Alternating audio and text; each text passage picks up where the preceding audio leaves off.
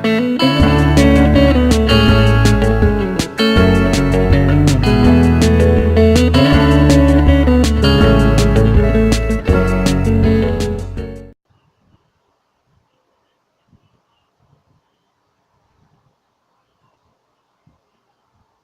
guys, welcome back to Playing the World Realm as Book 3, Chapter 15. It's time for your Dutchy Lantern Festival. How will Lorelai's plan to force Hannah home succeed? It won't succeed because we are going to defend our Hannah like the fiance we are.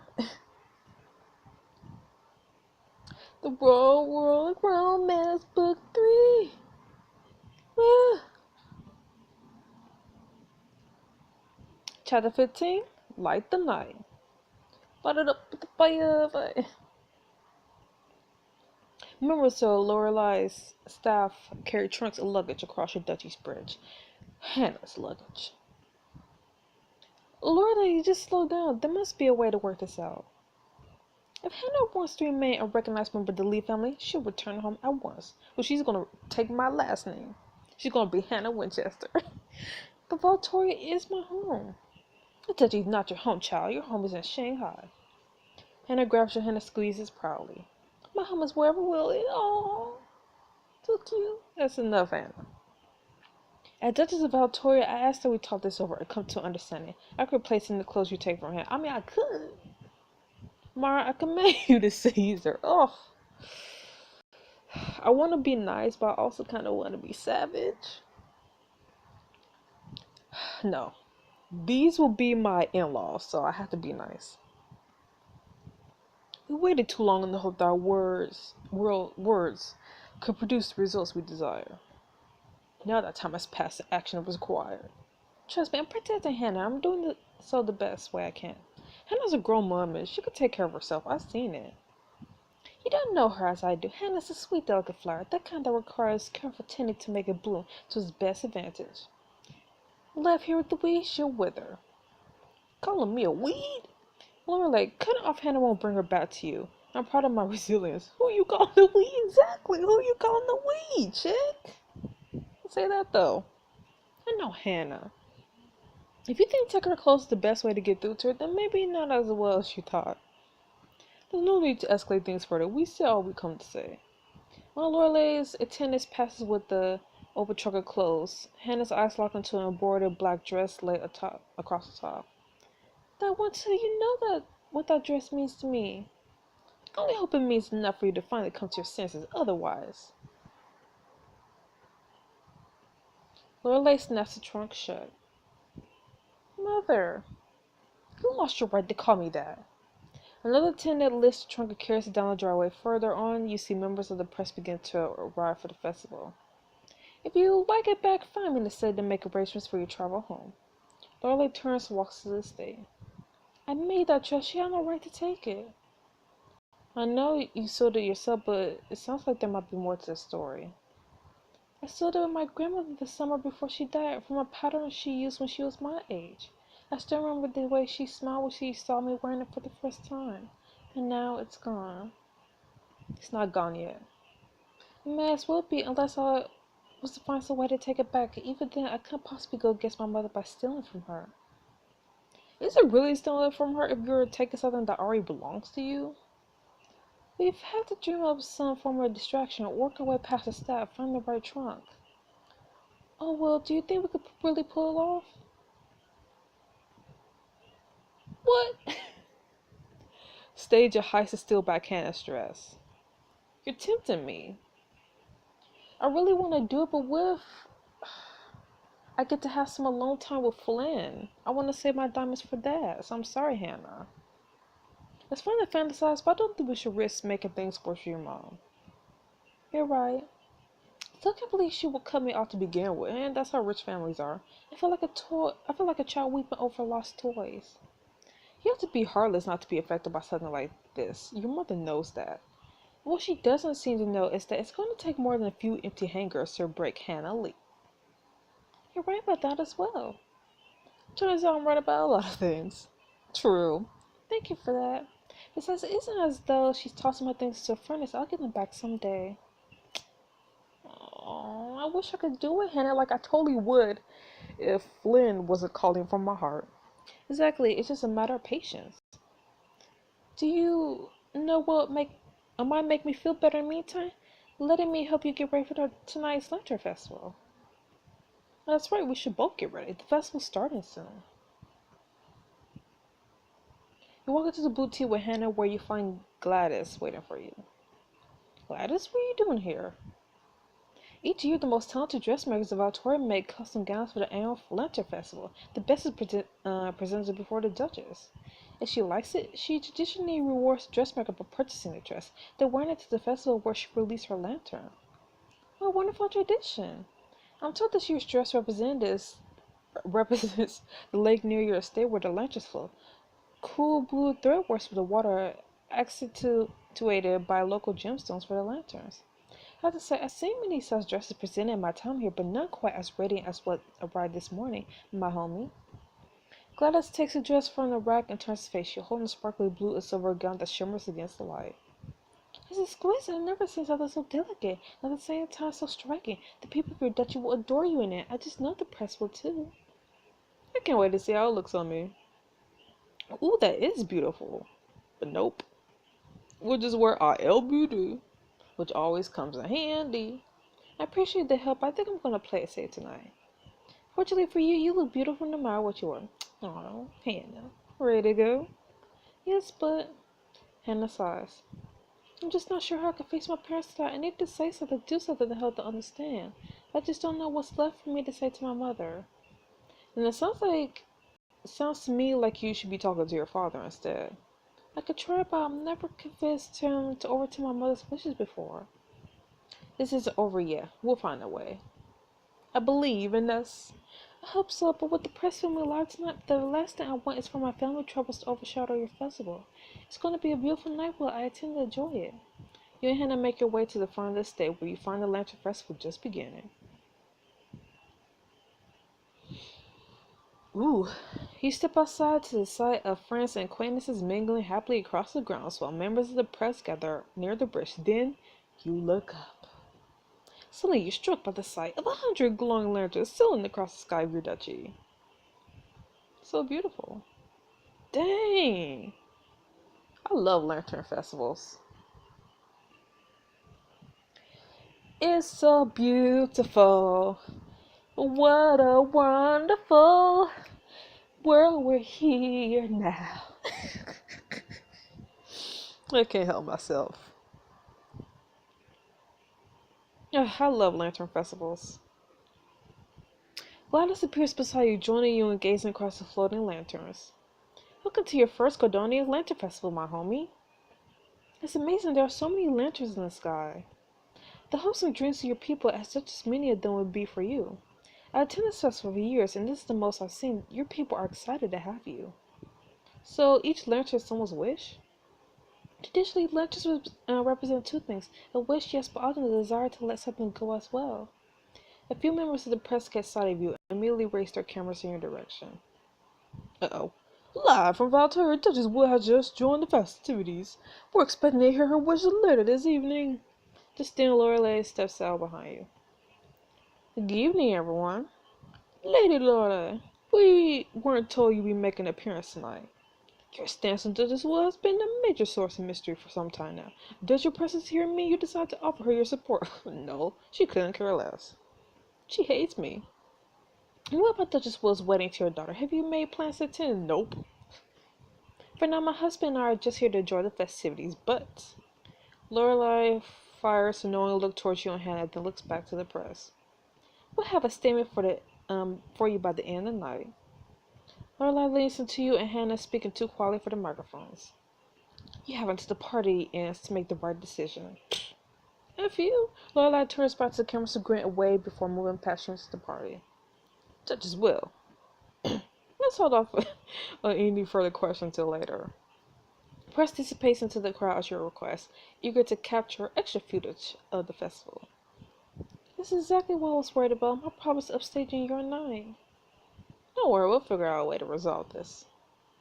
Hannah nods and joins the party as you hear an enthusiastic voice calls out to you from the crowd. Maxwell? Oh, Penelope, Will, over here. Hey, what's up, my girl? Hey, Penelope, thanks for coming out tonight. I just adore paper lanterns, don't you? Knowing that each one represents someone's deep, it makes me feel all fuzzy inside. Yeah, I've never seen anything quite like it. Thank you again for convincing me to come back. To think I may have missed something like this. Hannah and I are really glad to have you here. I think I can see more floating down the river. As Penelope moves across the bridge, you find some of your friends having a conversation behind you. Hey guys, enjoying the festival? Actually, I am. It's nothing compared to parties I host like those, but then again, a few things are. For once we agreed, this little soror isn't half the disaster I feared it might be. too. Well, your festival is magnifique. Kiara leans around you and waves her hand.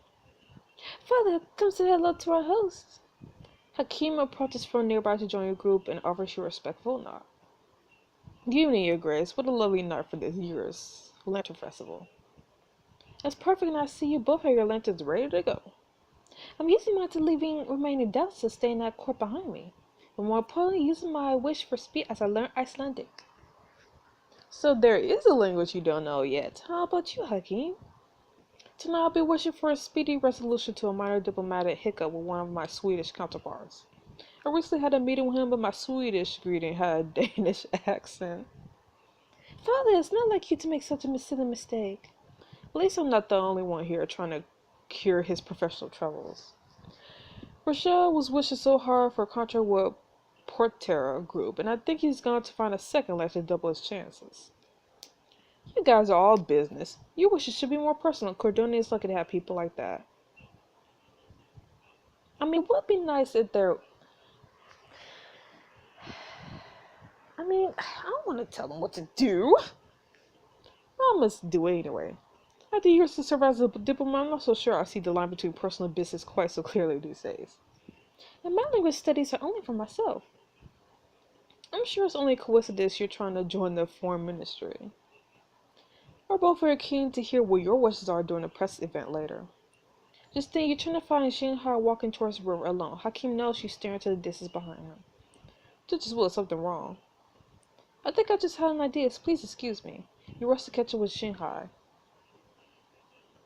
Mr. Lee, can we talk? Just what? I assume this is about my daughter. My wife will be back with our drinks in just a moment. Actually, I wanted to speak with you alone. You have to talk Lorelai out of disowning Hannah. I know you're a reasonable person, so please understand. Lorelai simply wants what's best for her.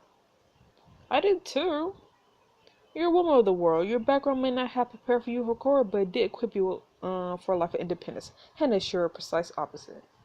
Lorelai's actions may appear harsh, but I assure you she feels nothing but love and concern for our daughter. That's what you think. If that's true, then maybe I've misjudged her. Someone should tell her that this isn't true. Love is trusting and respectful. Doesn't that go both ways? Should my daughter trust and respect her parents' judgment? Just then, Lorelai appears behind Shanghai holding 2 glasses of wine. Dear, I would just explain some of the reasoning behind your concerns, our concerns. Yes, I heard. Just as well, I know you don't think I care about Hannah's happiness, but if that were true, I wouldn't be wasting time on this discussion. You must understand, wealth and nobility isn't just mansions and parties. It's about responsibility to go past and to your past and future. Who doesn't have the desire to act impulsively, selfishly? Well, those who wish to rise aren't allowed to. We must live by a higher standard that requires sacrifices. Maybe it doesn't have to be either or. Can't Hannah fulfill her dreams and help the family? Please, by marrying you? I don't mean to speak bluntly, Duchess Will, but you're the definition of new money. I'd sooner build a castle on top of quicksand than have Hannah rely on you. Dang. I know the Hannahs have failed prospects in the past, but there's still time. I know I can still make a favorable match for her. You still want to sell Hannah? Of course, with someone who could take care of her and add to our family standing, I could cast a stone and find a suitable candidate here. Her eyes fall on Rashad Neville. Ugh. The one of those men, for instance, Neville went here as an earl. Marrying him would eventually elevate Hannah to a countess. I don't like Neville. Marry me makes her a duchess. A title, yes, but it requires something more. Even Rashad would be suitable. My husband fights every day to sell textiles to the global market. With Rashad's international contracts, Shanghai's company would double in size. Instead, Shanghai's best hope for making that happen is to wish for on a silly paper lantern. Harley turns and walks away. Shanghai looks down briefly at the lantern in his hand, then follows her back into the festival. A moment later, Hannah appears in her place, her head hung low. Hannah, how much did you hear? Everything. Thank you for trying to fix it, but it seems no one could get through to them. Don't lose hope. They can still be convinced. You still have your friends. Fewer clothes means more shopping. It is not about the clothes. I want to have hope. Yes, but me marrying someone like Rashad. My parents see marriage as the only thing I have to offer, but I'm sure I could get Rashad's help by giving him something else.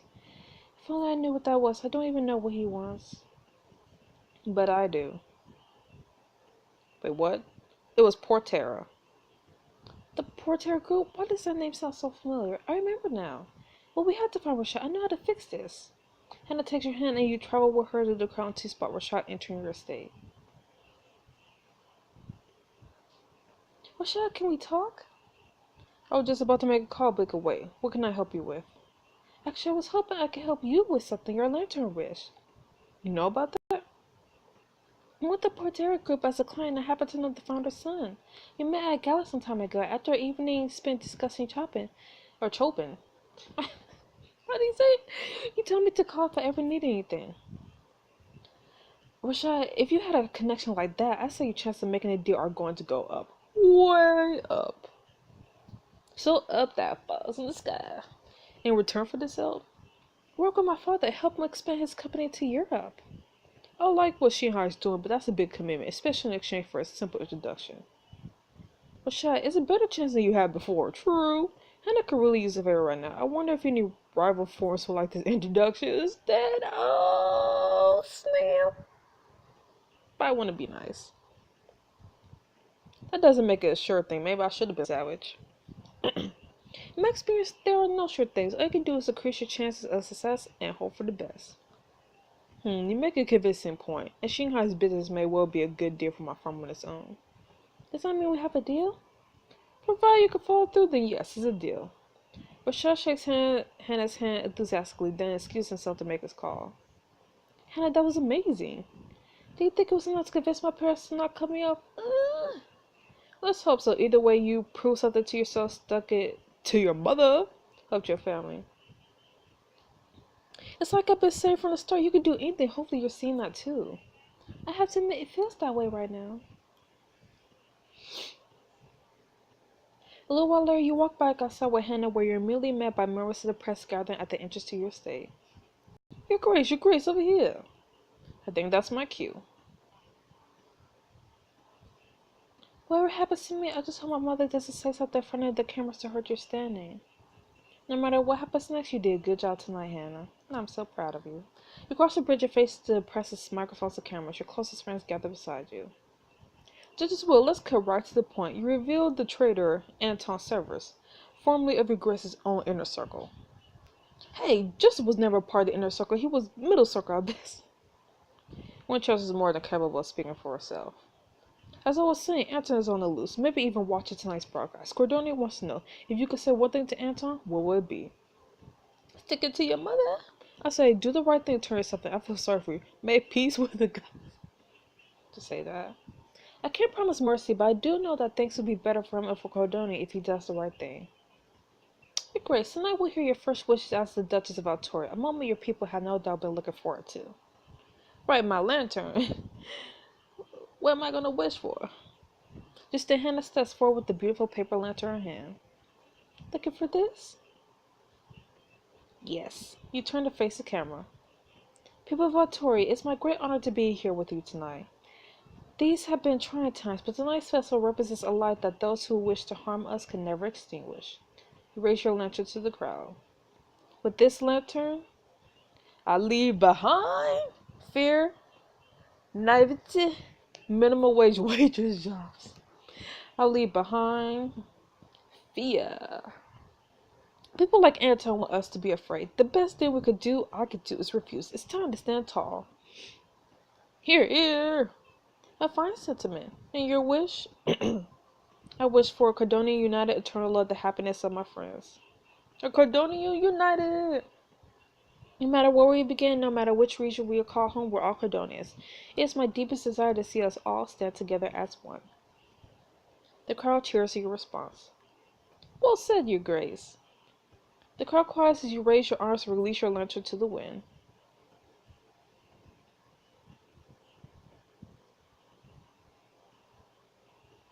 Thank you, Duchess Wood. That was a moment to remember. Can Trin get a photo of the Duchess with His Majesty before we wrap? I'd like to tie a natural angle to tonight's event. Of course, it'll be my honor. Ryder wraps the arm around your waist as cameras flash in front of you. I've always found the Lantern Festival to be one of my favorite local traditions. How fitting that you were the one to inherit it. I just hope I've done it justice. That and more. Thanks, these photos look great. Just then you're joined on the stairs by Lorelei. I believe I promised to press a statement. Here it comes. Mother, wait, there's something I need to tell you. Hannah tries to step forward, but is crowded out by the gathering press. Lady Lorelei, we heard conflicting reports about your relationship to Duchess Will. Here it comes. Is it true that your house will have nothing to do with that wedding? Here it comes. Absolutely no. Not true. What? My husband and I offer our full support to Duchess Will. I look forward to attending her wedding to our daughter. What? And we look forward to having them. I'm sure the people of Cordonia are pleased to hear it. With that, the press packs away their comment and clears the way for Hannah to join you and her mother. Mother, Father, you declare your support for Will? My mother and I just had a very interesting discussion with Rashad. Yes, Rashad. And we want to thank you. And to apologize. Wherever you said to Rashad accomplished something in minutes that haven't managed in years. We were wrong to think you couldn't thrive without our oversight. Thank you, Father. After seeing what we saw tonight, it seems that the Cordonia court may have been a good influence on you after all. I should have had more faith in you. Yes, you should. Really? And in your fiancé as well. I'm sorry if I was rude before now. Water under the bridge. Lorelai, forgive me if you were rude. Hannah deserves that apology more than I do. I mean, she really does. You're right, Hannah. If it wasn't clear before, I apologize to you. Thank you for saying that. It means a lot to me. So does this mean you stop trying to make me come home? Because like I told you both, this is where I want to be. But will. What it means is that I appear to have misjudged things and need to think about the future. In the meantime, I'll strike my step to turn your things. You see, Hannah strained slightly. That's not what I want. Hannah. I was never as worried about losing my clothing as I was about losing my family. Despite everything, I love you both. I need to know that you can respect my decisions and still be a part of my life. I can do that. We love you too, Hannah. Hannah reaches for her parents and pulls them into a tight embrace. After Lorelei smiles and walks off towards the water. Well, that was fast. You know, Hannah, my wish tonight was not going to be for my business. It was for you to discover what would make you happy. Aww. I see now that wish is unnecessary. He smiles and hands Hannah his lantern before leaving to join his wife. Hey, did I just see what I think I saw? This means you're staying, right? I'm staying. Woo! Our dad's rivalry continues or begins, which is again. Good on you, Hannah, for standing up for yourself. Whatever you ladies did seems to have worked a miracle. It was all Hannah. You notice everyone in the group holding unlit lanterns. So it looks like no one else has made their wishes yet. I know I'm going to wish for Barty to inherit the beauty of my dance jeans. I'm still trying to figure out what to let go. I got a few suggestions. Hey, now I think you got a lecture of your own. How about you tell us your wishes? I'd rather keep my thoughts to myself. Be a good sport, Drake. Everyone's making a wish. Ooh, let me guess whiskey, or is that too obvious? I bet something rugged, like tools or a camping apricot. What? Perhaps some form of meat-filled food. Come on, Drake, don't leave us hanging. Fine, I wish to be left in peace. How's that? Well, as for my lecture, I feel as though anything I choose leads to 100 other things on the dress. I don't suppose I can wish for more wishes. According to fairy tale law, that's the only type of wish that isn't allowed, Your Highness. As I say, even kings must bow to some rules. Hannah catches your attention and pulls you a few paces away from the group. So is your first party as Duchess Will of Victoria everything you hope for?